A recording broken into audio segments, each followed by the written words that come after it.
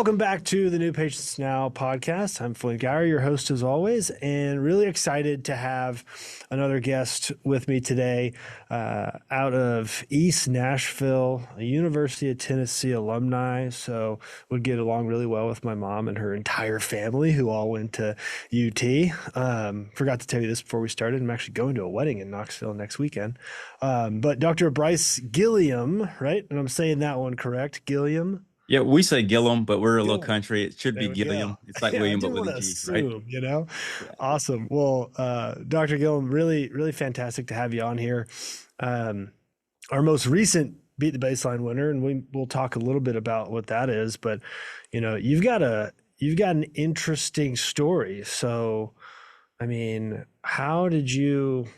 They give me this list of things. And I was like, this is a pretty solid list. It's like top 40 under 40 dentists, Invisalign Platinum Plus, advanced training, and, just so happened to have a little HBO TV show with Brooke Builder and Brice, the designer. So somebody told me about that. Like, I think when you had first started, I think Griffin was probably the first guy you spoke to Yeah. on our team, but not to start right there, but like, how did that in orthodontics and like, how did all that even come to happen? How did you end up in ortho? Like, how did we get here? Yeah, I think that's a great question. Sometimes I wonder the same thing. How did we get here? But it's funny because at the time, me and my wife, we were growing. I was an associate, and then we were just kind of enjoying life, and we built our house, and there were some things that happened along the way with the build and the builder that we were less than happy with. And Hmm. so we kind of had differences of opinions between the builder, his expectations and our expectations. And so we kind of parted ways mid-course on our build. And when we were doing this, we were kind of like, well, let's just see if we can figure it out. So we figured it out, and fast forward that we started doing some small little projects for friends and family. And from there, we got one of our neighbors was like, "You should meet this producer. She's moving here from New York. She's really great." Da da da da. And she was like, "Hey, can I come by and check you guys out and hear your story?" And we told her, and the next thing that we know, we have a TV show, and we're doing that for 3 years. And along this time, while we're filming this TV show, I open up a brand new orthodontic practice, right? And so I'm filming this TV show. We're growing this construction type business, and then I'm also working as an orthodontist in my own office, which is an adult only orthodontic office here in Nashville. And so I think I took a big bite and I was chewing on it for a long time before we got to where we are now. Yeah, that's so fascinating. I remember he told me that. I was like, wait, how is that? What's going on? So just kind of stumbled into a TV show. That's great. There's some people out there who are like, that's the dream, man. They're just like chasing that down, and then you're just like, yeah, I don't know. We just found my way there, right? That's Yeah, awesome. we get that question all the time. Everybody's like, "How do you do this?" We've been trying to do this forever, Right. and my response is truly, I don't know. I mean, they came to us and they Yeah. found us, and being famous or on TV was never really in the bingo cards, Yeah. right? We I remember the first thing that they said. They said, "Can we pitch like the idea of your show to some networks?" And my first response was like, "Sure. Does it cost me any money?" um, because I was so uninterested in it. I wasn't going Right. to pay anything, and they're like, "No, we'll handle it." And so every time that something new would happen, I would always be like, "Well, does it cost me any money?" And so it was like this ongoing joke of like me being kind of cheap about stuff. But it's because I didn't; those things weren't on, like I said, Right. on my bingo cards. Yeah. That wasn't in the dental school or orthodontic specialty school. Like that wasn't in the curriculum. They didn't walk through that. That's That's right. Yeah, you believe it or not, it's not part of that. yeah, yeah. That's awesome. Okay, so went to Tennessee, right? I assume are you from Tennessee? Yep, I'm from Middle Tennessee. Went to Okay. Tennessee, UT for my undergrad. Loved it up there in Knoxville, man. Huge Vols fan. and came back to Middle Tennessee to Meharry Medical College to do my dental school, which is, it was being home. It was great too. Yeah. Love that. All right. And did you like, I'm always curious how people end up in this business, right? So, did you know for a long time, like number one, you wanted to be a dentist, but you wanted to be an ortho, or was that was that like a gradual process? Yeah. So this is it's funny. So I always knew I wanted to be some type of doctor, right? Mm. And as I started to get a little older and I had to make the decisions on which doctor I wanted to be, I kind of I didn't want to be responsible for anyone's life directly. Like I didn't want to have to be an ER doc where you have to, Yeah. you figure it out real quick and then it was like life or death. I didn't want to be on call either. So that kind of eliminated a lot of things for me. And I was really good at working with my hands. So dentistry actually kind of married the two. It gave me the ability to use some artistic type things, and then also still be a doctor and still practice healthcare. Now, when I got into dental school, second, third, fourth year, you're kind of going through these things. You're learning a little bit more about dentistry, and I hated it all. Like I hated doing all the fillings and all the crowns and all that stuff. And I was like, oh my gosh, been in school for ever, and this is my third year, and I've got to figure out what I want to do. And so somebody challenged me and said, orthodontics is really hard to get into a residency. And I was like, oh, cool, let me try that. And so, I pushed myself to that. And I do think it's kind of the pinnacle of dentistry. So it was more of what I didn't like. I found out the things I didn't like. And Mm. now I love this career. I think it's an amazing career. Yeah. It's awesome. It's interesting. I think there's a lot of those correlations, right? And anytime I talk with somebody, it's like, I enjoy the artistic component of it and use my hands. It's like totally makes sense to me. Did that show up? You talk about the story with you're doing the house build. You kind of, at some point, I'm sure there's a thought of like, I think we could do this better, right? And those same maybe interests like bled into that. Like, do you see any correlation between the interest in the building stuff and that design to what you get to do today for your? 100%. And I actually think the parallels are so similar in that whenever I walk into a room, like if it's a renovation, if we walk into a room, a lot of times I'm sitting there and I just analyze the room. So Brooke makes this joke that if I'm not talking, just to leave me alone for a second, because what I'm doing is I'm envisioning the room in the end. And so as an orthodontist, when a patient comes to me, they come in with their situation, wherever their teeth are currently at. And then I have to kind of figure out where it's going to be. I have to envision that. And a lot of times I have to articulate that into a way that the patient can understand it. And it's the same thing with the clients, right? I have to articulate my vision for what they've told me as their needs or their wants and put it all together. So it actually runs in a pretty nice parallel. Yeah, no, I assume that might be the case. It's just, I mean, it seems very, you know, I think, I think there's some jokes people will make. It's like the hyper perfectionist orthodontist, right? It's just like, yeah, it's like people think they look totally fast. It's like, well, you could fix, X, Y, and Z, but I think it's just because that's how you're wired, right? It's like, and I don't think you could do the job without that kind of almost, yes, it's great, but I see six ways I can make it better, right? And I Yep. think the house stuff, it's funny. I'm going through the process of like we're moving into a house we've been working on for like a year, and sometimes you have those thoughts. You're like, what if we did this, that, and the other? Like, wait, nope, I forgot. I got to pay for it. So yeah, Yeah. Yeah. like, Yeah. wait, actually, yeah, let's hold off. Yeah. Let's Could be just great. just wait a little bit. Yeah, yeah, yeah. Great idea. Let's hold. My wife has begun to have those ideas too. Um, so all right. So we fast forward. You kind of go through that chapter of life, and when did you so you open your practice kind of during that process, right? So you're doing that for 3 years. So when did you open your own practice? So I opened my own practice at the end of 2019. So it's a perfect time to open a practice, right? Yeah, yeah. Going into 2020. So 2019, I think it was like November. And we started out really awesome. Like, and I think most people kind of do. You start off in the first couple of months, you're really, you're kind of hitting stride. You're getting people in because they're excited for you. You've Hmm. kind of talked it up.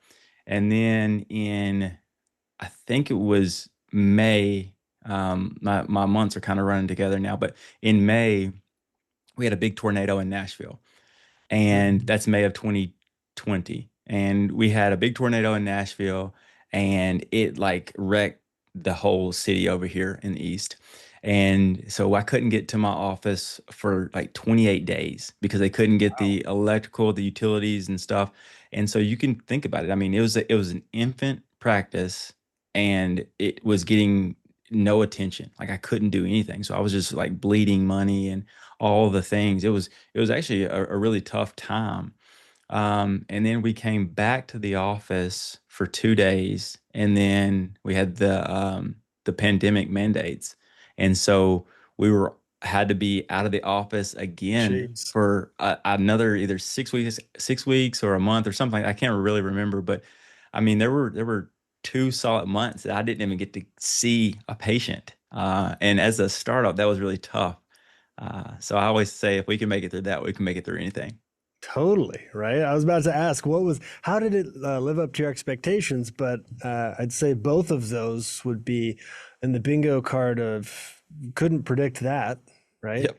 That's Yep. crazy. Okay, so that's funny. I was talking to somebody the other day, and they started up around the same time, and it's just like, yeah, 2019, we're on the back end, and then yeah, all right. So, but it's probably a great lesson of just like you're right. If we can do that, like any normal year with ups and downs and whatever, it's like it's probably a nice thing to have in the back pocket, you know. Um, so after that, things settle to a degree, Yep. right? Yep. When you've got kind of into the groove, what was that first? Once you got through those things, what was that first like year of running the practice and being the practice owning doctor, having that team? Like, how did that stack up to maybe what you expected in either residency or were you you were an associate elsewhere prior, right? Yep.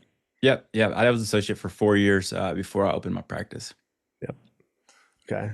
Yeah. So, So, to be honest with you, I thought it would be a lot simpler, because I've seen so many other people be owner doctors, and they make it seem very easy. And um, I'm I'm going to say this, and I'm not saying it in a braggy way because I'm not. I'm just trying to put the context to yeah. it.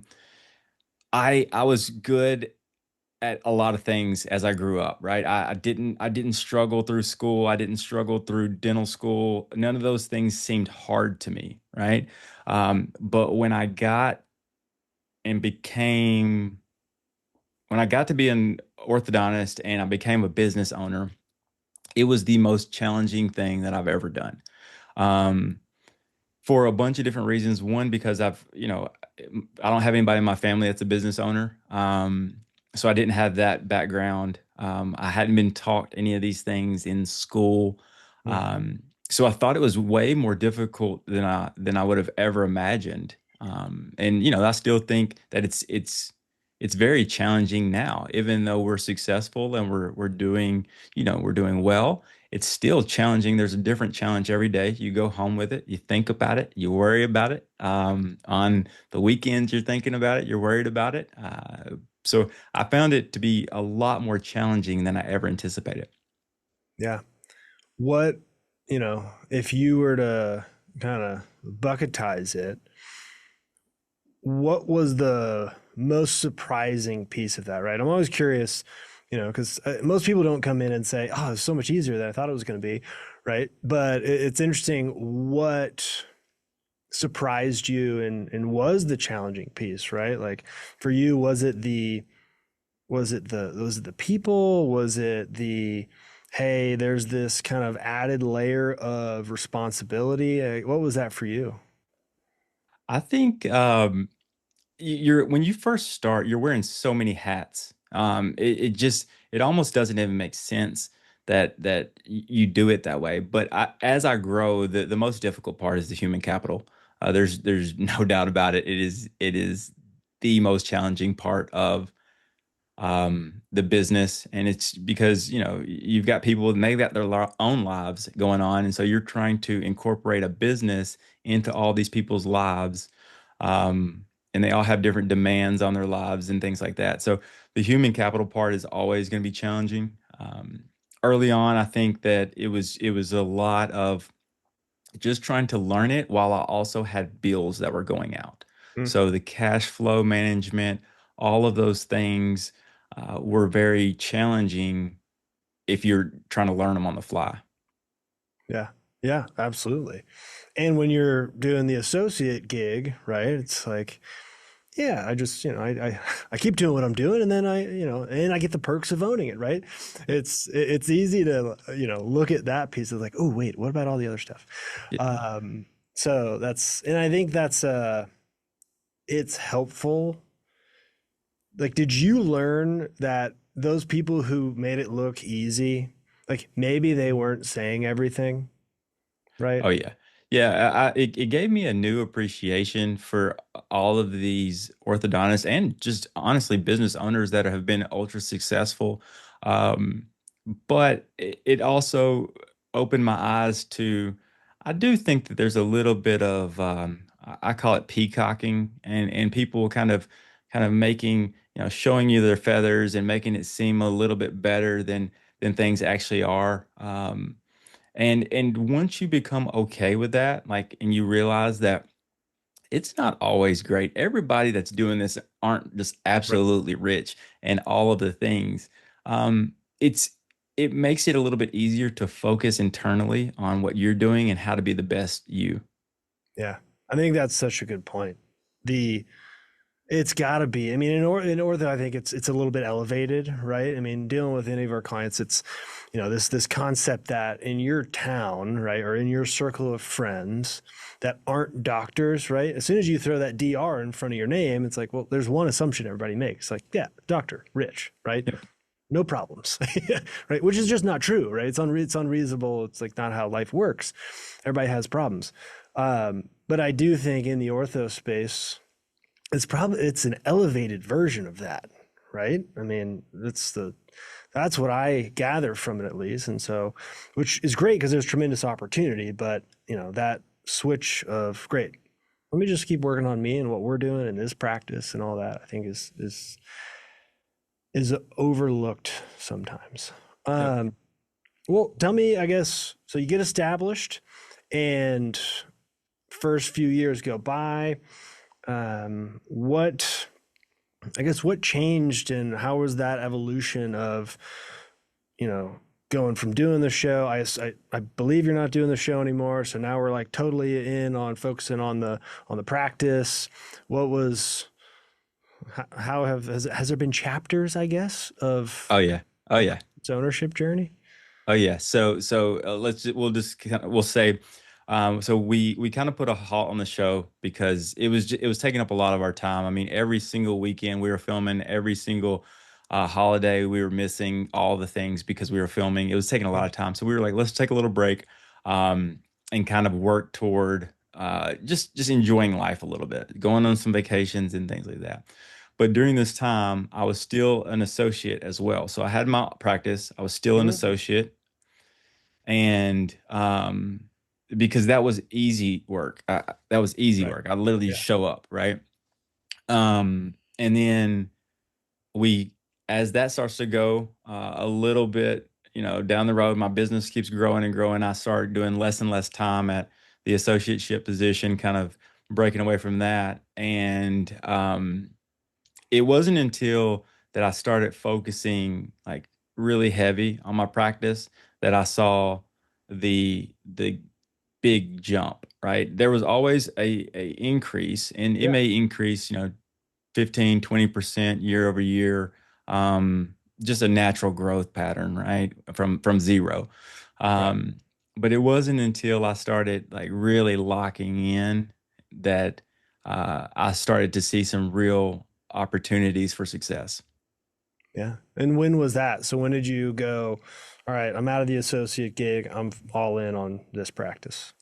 So it was honestly this year.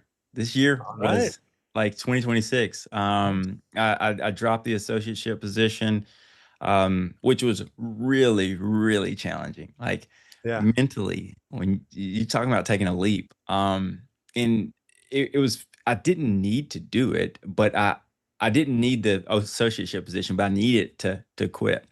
Um, it was a very scary thing, especially for the first 2 or 3 months, to not have that safety net Right. of that constant income that uh, was planned or not. It was tough. That was tough. Yeah, that's it. Right. I mean, it makes sense, right? It's just like, hey, I got this here. All else fails. I got this little cushion back here. But all right, so all in 2026. That's fantastic. Yeah. It was So actually Jay, man. Jay was kind of like, "Hey, dude, what are you doing?" And I was like, I don't know, man. I'm kind of trying to make it." And he yeah, was like, "Yeah, yeah." He's like, "But stop doing that." And I was like, "All right." And so, yeah, me and a couple of your guys internally, we kind of talked, and it only made sense. I was just spinning my wheels if I yeah. didn't do it, so I had to do it. And sometimes you really learn what you can do when that safety net's gone. Mm, And I think that that's where we're at now. yeah. So all right, well that's great. So let's talk about that. Do that at the beginning of the year. What have the last six? I mean, we're basically halfway through the year, right? So I know you guys killed your new patient target last month, 60 something. Your team, by the way, we'll talk about human capital, but like your team is crushing it. Yeah. It looks like as far Yeah. as what they're doing up front and on the phones, right? I mean, a 4.9 average out of 5 over the last year for them is, it's no surprise the results are following, right? So that's great. So you're doing something right in the human capital, even if it's the most challenging. Um, but yeah, how have the last 6 months been? What have you noticed changing in that kind of leap of faith of being all in on your own practice? So a couple things that stick out. One is I can see the inefficiencies a lot better because I am more locked in with the practice, right? Um, So sometimes I also it took a little time for the my team to get used to me being here every day too. Like, Yeah, when you're in the yeah, office fiddling around, they're like, "Oh my gosh, this guy's here again." Like, when is he leaving? And like, why does he keep nitpicking on stuff? And it's like, because I have time, and I did have this internal stress because I didn't have that associateship position, that safety net. And so I was like, "All right, man, we got to get these things ramped up." There were a lot of meetings with some of the downtime that we had, and we had a lot of meetings. We had a lot of planning, um, and I truly believe that that is the single best thing that we did. And this is the first year that we set true goals, mm. and I think that Together, that right? is the reason why we're successful. Yeah. So how did that work in the past? Did you kind of have, your goals for the practice that you had, but maybe the team wasn't as involved in that conversation or the goal setting process? Like what changed in that? Yeah, so I always had internal goals that I would kind of share with them, but it was based on it really was just based on a feeling. And there was a lot of just uh, kind of guess and emotional type goal setting, and none of that made sense. And I knew it didn't make sense, but it was what I could create and what I could come up with. And so this year we actually had the time, took the time, focused, and looked at previous years and said, okay, well, we want to grow by this much. And we then, after we figured out the goal, we brought, as a leadership team, we brought it to our other group, and we said, "Hey, is there anything that you guys would like to add into these goals?" So make it more of a community Yeah. goal sheet. How And was that? then Like, once, so you came yeah, in and I imagine you had some pretty, like aggressive or, like not little goals, yeah, right? So you take that to the team and you're like, hey, what else, right? What more? yep. What was that response? Because I think that response is probably pretty telling of whether or not they're enthusiastic about the opportunity, or if they're like, no, I think that's enough. So what how was that? You can see the fear in some people's eyes, right? And so some people are like, "Oh my gosh, that means we're gonna have to do this, this, and this," right? But Hmm. then the other people are excited about it. And what I've found about most people is they like to shoot for a goal, right? Even the ones that when you initially present it to them, sometimes it just takes them a little bit more time to process it. But that doesn't mean that they're against it. And that's something that I've had to learn about the human capital is whenever I bring these goals, everyone's going to react a little bit different.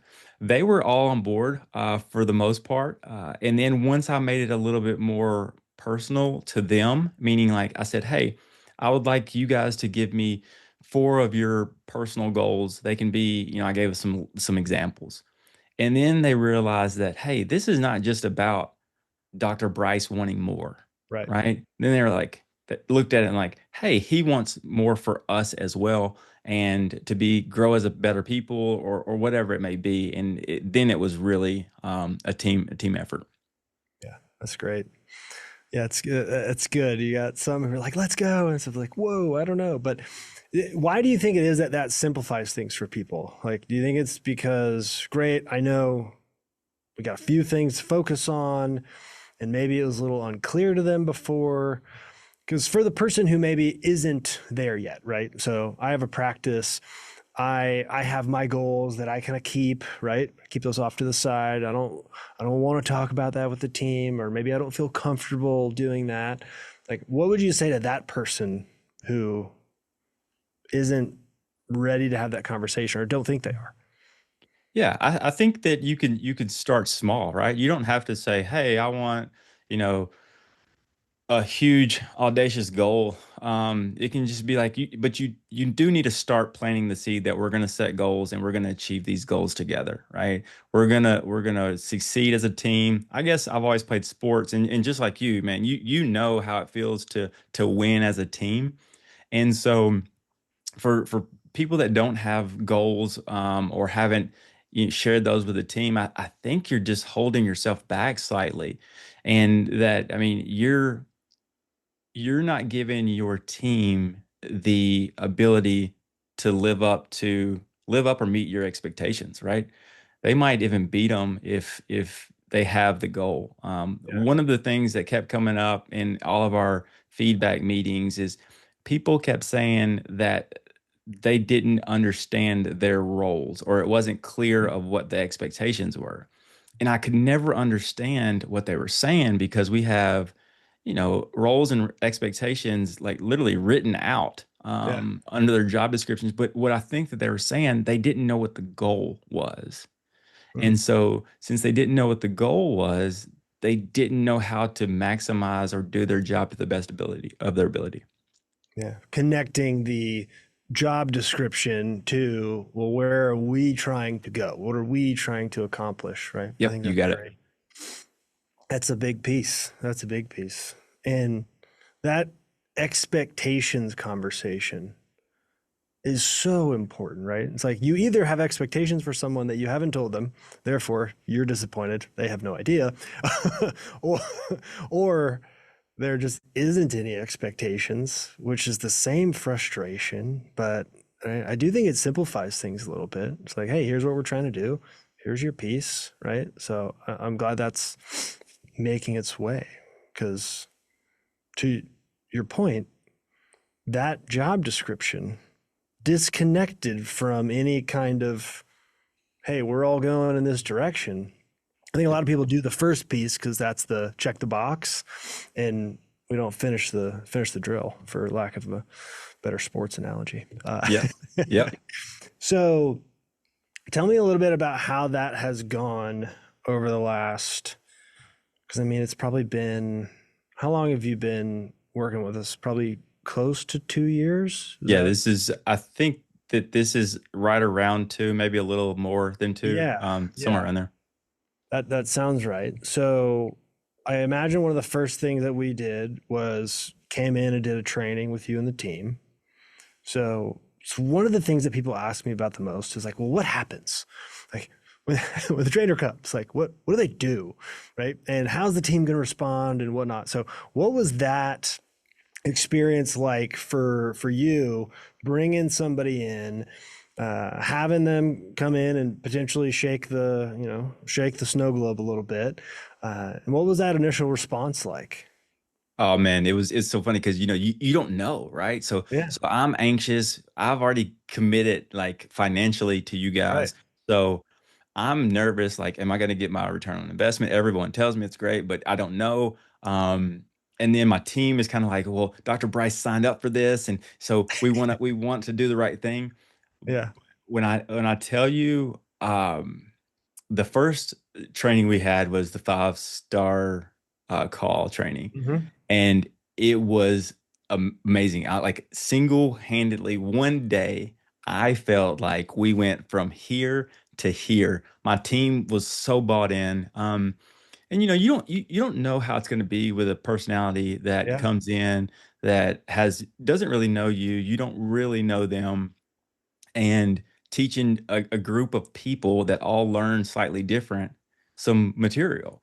Yeah. And the trainer had such an ability to connect with each person in their space, that everyone consumed this information. And I mean, from that, I think the next month we had like just an incredible month because we were answering the phones, we were getting people scheduled, we were doing the simple things really well. I actually didn't. I asked that question and I never know what the answer is going to be, because sometimes you're like, everybody freaked out and they tried to revolt, and and I was like, it's okay, do it. So I'm glad to hear it was a nice, immediate, positive day of experience.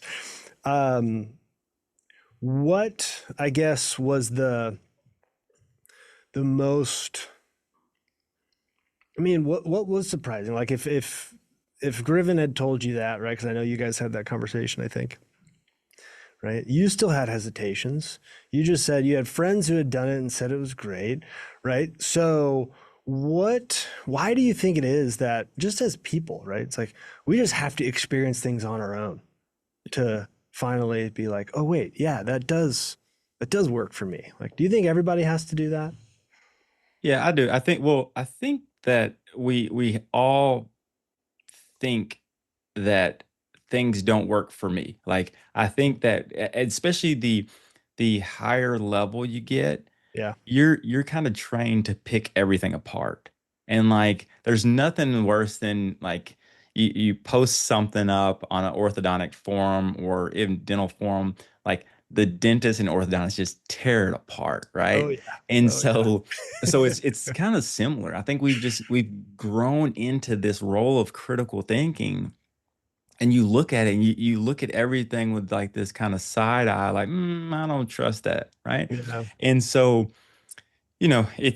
honestly, it is something that I do think that it might not make sense until you do it, but then once you do it, even the principles, I mean, the principles, you look at some of the stuff and you're like, of course, that's the, yeah, I mean, you're supposed to do that, Right. but you don't do it. And then once you do learn to do it, it's Yeah. amazing. So, um, yeah, I always say, and it hits with different audiences, but I grew up playing football. It's the blocking and tackling of what it takes to be successful, right? Like truly, like the thing you're describing is not this revolutionary, philosophical like change and perceptive. Like it's hey, let's do the right thing over and over again and get better results, yep, right? Like every championship team, right? We got the World Cup starting right now. We got the NBA finals, right? It's like the people who just keep showing up doing the right thing, the small thing over and over and over again, uh, are the ones who see the results. And obviously, it sounds like since that day, your team has really carried that forward, which is awesome to see. So, that's right. and it's a testament to them, but it's also a testament to you and promoting that with them. So I would say, you know, congratulations to you. That's always fun for me to see, Thank you. because they obviously are excited about it and want to be a part of it. So, Well, um, what about?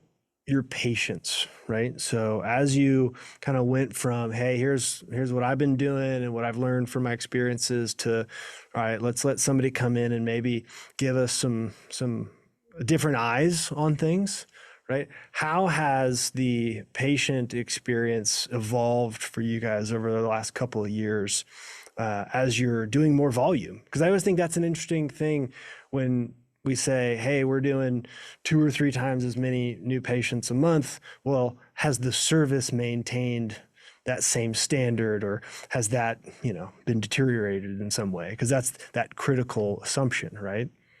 Yep. I think that this is where kind of we're at now. And this actually, as you start to grow, it starts to make your weaknesses even more evident. And ours was SOPs. And so as you are a startup and kind of you just make it like however you can, you just do the best you can. You just try to figure it out. And so I am a big patient experience guy. Like that is the one thing that I do truly enjoy about business. I want the patient experience to be great. And so what I've found is that a lot of people are okay with okay. Yep, And if you look at dentistry, I think the bar is pretty low with patient experience, right? for sure. Um, but Which is I great news really for the like people who to. take it seriously, right? That's right. That's right. So I really like to lean into that, and my goal is to have my team learn how that little and subtle difference between good and great. Yeah. Um, and I think we're working through that, and it really starts with our SOPs. Um, and we're now I'm tinkering with everything, so everybody's a little on edge, but that's part of it too. Yeah. Yeah. Well, now that you're there, you got the time to, hey, what's going on here? I love that. Okay. So, yeah, I appreciate you coming on. I know we're running up on time here. Is there anything, like, if you were to, somebody's in your position 6 years ago, right? Maybe excluding the tornado and the uh, global pandemic, and and Yeah, they're don't do getting that. started in their practice ownership process. Um, what would be your biggest piece of advice or lesson that you've learned over the last 6 years that you would want to share with that person? All right, this is if I were starting all over, this is exactly how I would do it. I would I would not worry about trying to figure everything out yourself. Hmm. You can work with people who know it. They can help you with those foundational things.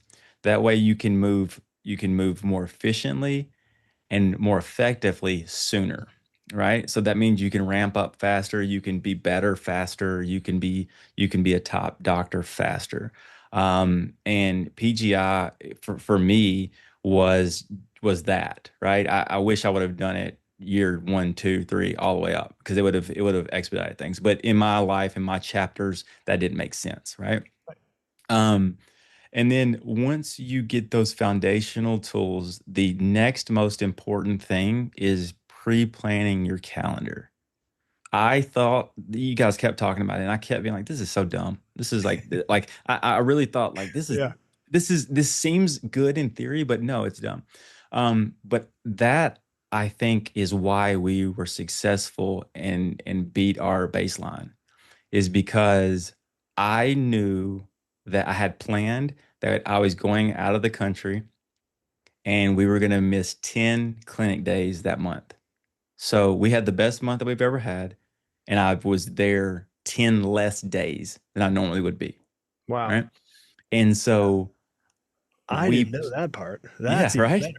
Yeah, better. it makes it even better. And it's because I had my calendar filled up with how we were going to get in front of this, how we were going to continue the pace and the momentum that we had been building, and all of those things. Is because we had pre-filled the calendar, and I think that that was one of the things that I internally had a lot of pushback with because I thought it was silly, but it was one of the most beneficial things that I'd done. That's awesome. That's awesome. So 20 calendar working day, or you're saying 10 less clinic days. So you were Yeah, gone for like 2 weeks. yeah, yeah. I was. That's fantastic. Love that. Yeah, No, I think, you know, for the person listening, right? The most common piece of advice people give is look for and ask for help earlier. Also the most challenging one to receive. So as you're listening, I will just say, if you're listening to this one, there's 100,000, there's 1,000 more doctors who would tell you the exact same thing. So whoever it is, wherever you go, right? Obviously, we'd love to be a part of that process, but just ask the questions, yeah, I think is the important thing. And don't, because I think there's so much pressure and burden in thinking that you can even answer all the questions yourself. So being able to let that go, I think is fantastic. Well, um, thank you again so much for jumping on. If you are in the Nashville area, right? Are you still the only adult only ortho practice in that's Nashville? right. Just me, man. Right. Just me. Well, that's the place to be. So appreciate you coming on. Keep up doing what you guys are doing. You're killing it, and I love to see it. And happy that you are all in on your practice, and excited to see where that goes. So Thank thanks you, so much. man. I really enjoy being part of the team and working toward a common goal. And if anybody ever needs me or wants to ask me any questions, I'm an open book. I don't, and I won't sugarcoat the things like Yeah. most people will. I think that that's one thing. I will be honest and I'll tell you exactly where we struggled, where maybe you don't have to do that. Yeah. It's awesome. Love it. Appreciate it. We'll All see you right, next thanks, time. bud.